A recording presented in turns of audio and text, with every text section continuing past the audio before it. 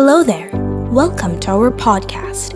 You are listening to Tell Your Stories, where you will embark on a vicarious journey through the genuine stories shared by lovely people in each of our episode. So relax and find yourself a comfortable spot because no one feels empty with a pocket full of stories.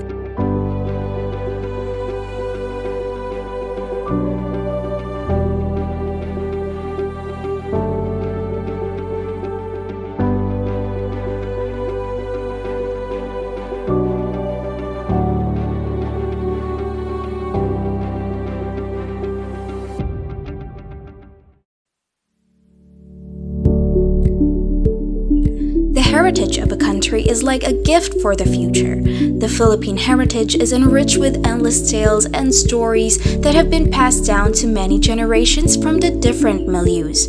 So, in this episode of Tell Your Stories, I have some special guests with me, and we will be reminiscing about the childhood memories of these young Filipinos, rekindling our appreciation for the concealed beauty of Filipino culture.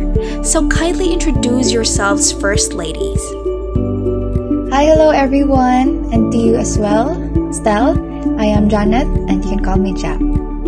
Hi, I'm Daniela, and I was born and raised in Cebu. So basically, the way I was brought up was purely influenced by Filipino culture. Hi everyone, hello Stel. I am Dina Rose Elasio 20. I am taking Bachelor of Secondary Education majoring in English here in Cebu Technological University, Danao Campus. Good day, Stel, and a warm welcome to all our dear listeners. My name is Julie Nolasco, and it is a great pleasure to be here on your channel today. I want to express my sincere gratitude for the opportunity to share my story with you. As we all know, our childhood experiences play a vital role in shaping our identity and determining where we came from. Today, I am excited to take you on a journey through my life and share with you the significant events that have made me who I am today. Thank you so much, guys, for being here with me. It is such an honor as well to have your presence here. You know, I couldn't hide my excitement the moment I knew that you all accepted my invitation because I feel like we have a lot to talk to. And I know for sure that I and our listeners will learn a lot from you. So I really love today's topic because we're going to talk about something nostalgic, right? I'm sure all of us can relate to this because we've been through childhood. So Diana, can you tell us something about a Filipino culture that was passed down to you? Now, Stel, I'm going to tell you about how growing up while I'm away from my parents' custody. Because I likely spent my entire childhood under my grandparents' roof. Traditional forms of living, conservative people around me, and the environment is pretty associated as province. Now, being a kid is wild and freestyle, and adults don't like that.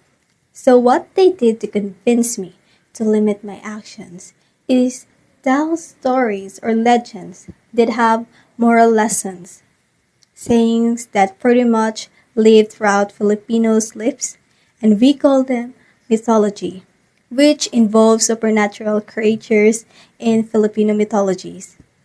Myths has this relationship with our culture. It's like the origin of something. There's this day where I impulsively stepped on every anthill. They tell me that you just destroyed a colony of ants, and it is not a pleasing character of a kid. Still, I will tell you honestly, kids like that are unlikable in our household. Now, my grandparents love to discipline me so much, a regular Filipino character. And they say that if I accidentally step on the anthill, where a certain creature lives, I might be cursed and live my life under the spell. We call them Nuno Sapunso. If you would like to imagine, it's a dwarf-like creature with their pointy hat and shoes. Some of them can be friendly if you treat them nicely. And pay respect by saying tabi-tabi buyag if you walked or passed by. But for my case, having a lot of trouble and pretty much hated by them, especially for destroying their so-called Nunu sa Punso or their house. How about you, Stel? Have you heard them before or are you familiar with them? Exactly.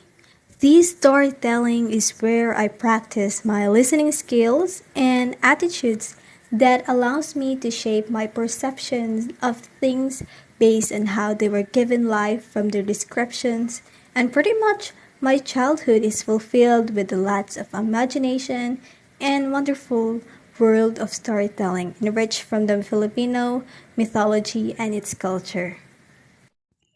Wow, that is so nice, Diana. It's great that you appreciate the stories that your grandparents passed down to you. And of course, as a child back then, we love to hear Filipino mythology. It's because we want to fill our minds with imaginations beyond on what is real, and storytelling helps shape our thinking, and it's a unique way of disciplining children because there are moral lessons we can ponder in each of it. Especially when it's our grandparents, right? It's a different kind of feeling, and it's one of the reasons why we cherish this Filipino culture. How about you, Daniela? What is the one thing that you cherish from your childhood? One thing that I have definitely cherished from my childhood memories is how we celebrated special occasions back in the day, such as birthdays, Christmas, and fiestas. Celebrating these occasions means getting to eat celebratory foods like pancit, lumpia, and menudo.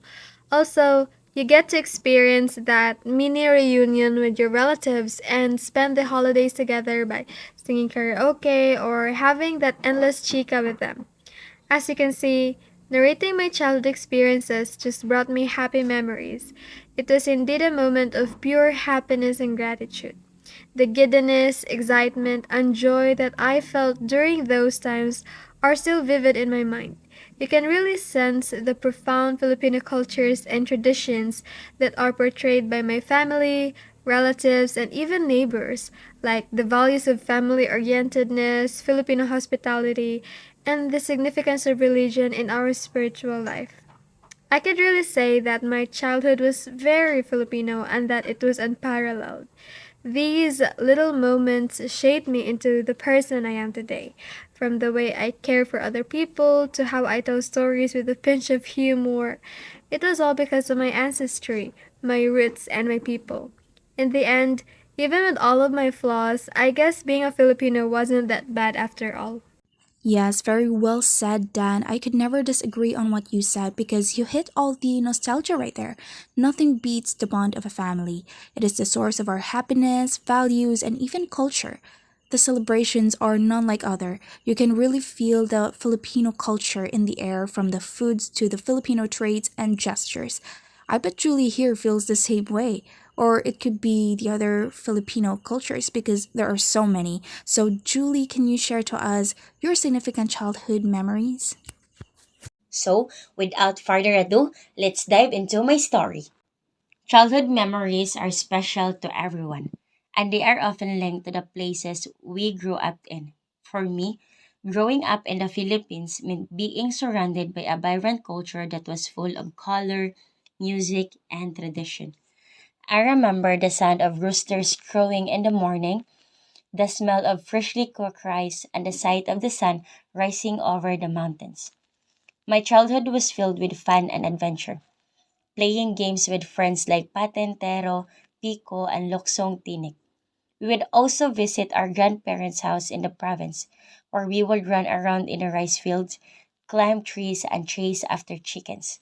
And after that, we will go to a sari-sari store to buy snacks.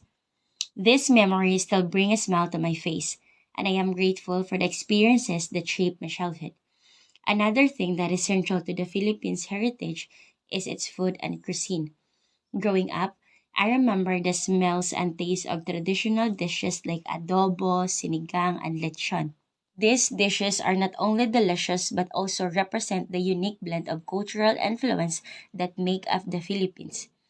Another memory that comes to my mind is the aroma of my grandmother's cooking. Her adobo, sinigang, and lechon were always a hit during family gatherings. But what made her cooking even more special was the love and care she put into it.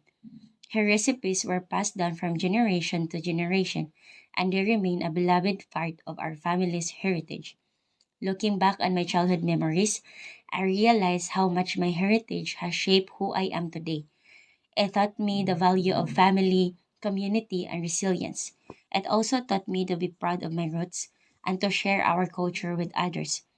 These are lessons that I carry with me wherever I go, and I am grateful for the experiences that helped me learn them. What a touching story, Jules. You really shared even the little details. And these little details, as we come to realize, actually is a big part of our childhood memory. And what's amazing is that the Filipino culture was really evident in each of it and played a significant role in our lives as we grew up. The Filipino games we once played back then, the celebrations, you described what your eyes saw, what your body felt, and the smell and aromas that can bring us back to these memories, like the smell of your grandmother's cooking. Now, how about you, Janet? It could be that you also have a memory with your grandparents. What was your childhood like? So growing up, most of my memories were all about me and my mama Lola. She was mostly the one who would go with me to school and the one who would fetch me as well since both of my parents are busy with work when I was in kinder and elementary. I even remember eating this specific yet simple food during lunch with my Lola. We were only eating rice mixed with soy sauce and oil, and it was the simplest yet the best lunch I have ever had. These were the moments that even if I longed for my parents' attention during those times, I knew that I am much loved by my Mama Lola Rufina. And I guess we Filipinos, or like most of us, are really much more connected with our grandparents than our parents, mainly because we bond with them the most. And surely enough, even if my Mama Lola already passed away, she is and will always be loved by her granddaughter Janet, me. And I would like to tell her that I love you and I miss you so much.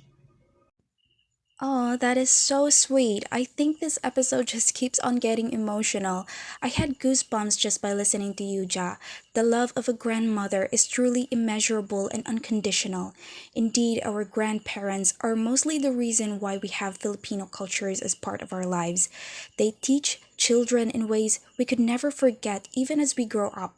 The Filipino values, beliefs, traits that they once taught us served as their legacy. Maybe this is why we can never forget our childhood memories, because it was always the start of something new. We learned and loved new things every day and had the freedom to do so, together with our families, our grandparents, and other relatives. This is one of the reasons why we should be proud of our Filipino culture, because it keeps us close to who we really love the most. As we grow older, it is easy to forget the things that made our childhood special. But by sharing these memories, we keep our heritage alive and inspire future generations to embrace their culture with pride.